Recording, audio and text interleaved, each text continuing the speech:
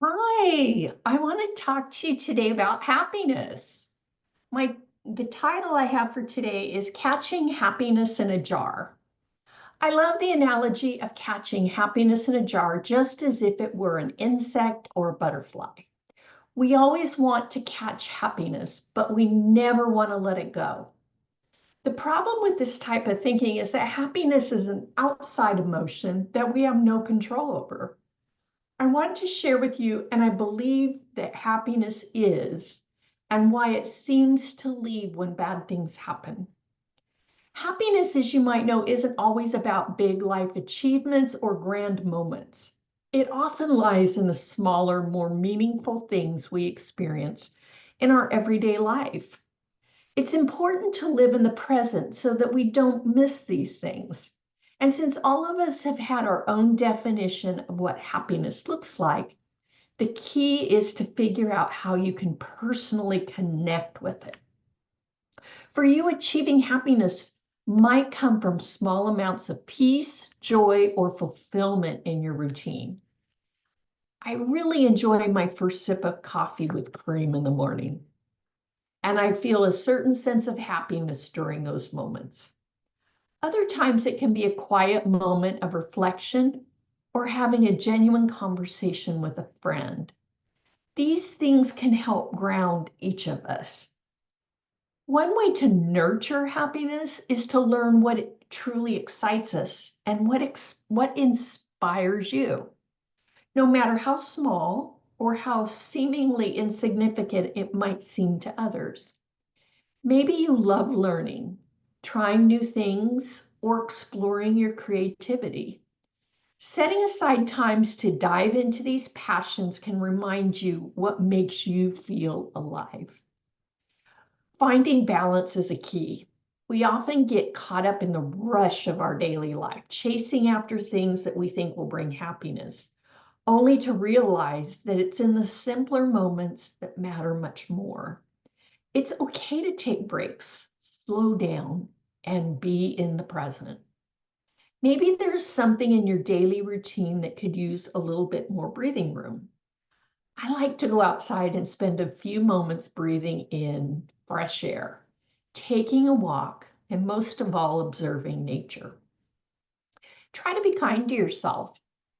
Sometimes we're the harshest critics of ourselves, but happiness often grows when we allow ourselves to be imperfect, to learn from mistakes, and to celebrate progress. Lastly, it's important to have a connection with others, whether it is with friends, family, or even strangers. Nurturing relationships is a huge part of lasting happiness. You don't need to be surrounded by hundreds of people, just a few meaningful connections.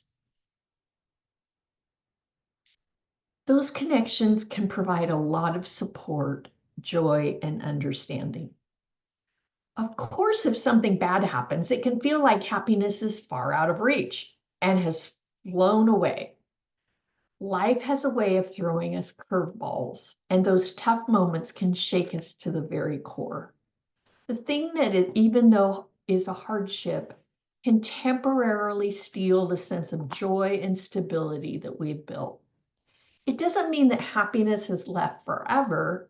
It might feel distant, but happiness isn't lost. When life takes a turn for the worse, the first thing we often experience is a natural wave of emotions, just like sadness, frustration, or even anger.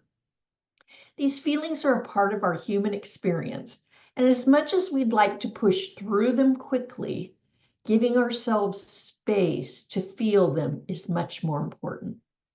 Acknowledging that pain and discomfort doesn't mean that we have lost our path to happiness. It just means we are processing in a healthy way what's happening. After the initial shock or emotional upheaval, happiness can still exist alongside the challenge you're facing. It might not be the overwhelming joy we hoped for, but even in tough times, there can be moments of peace, clarity, and happiness. That might come from a conversation with a comforting friend, a moment of reflection, or even a deep breath as you make your way through it. What is important is to know that happiness isn't about being constantly upbeat. It's about resilience and finding meaning even in the hard moments. When something bad happens, we learn new ways to adapt, grow, and recover. And while happiness may take on a different form during these times, it definitely won't disappear. It will appear when the process of moving on occurs. I once heard that you'll know you've moved through it when something feels funny. I don't know if that's true, but it sounded good as I heard it. If you're struggling with finding happiness, please go to my website at mammouthedge.com. Please take the life assessment, and I would love to talk to you about how I can support you in maintaining and just kind of refinding that happiness in your life. Thank you.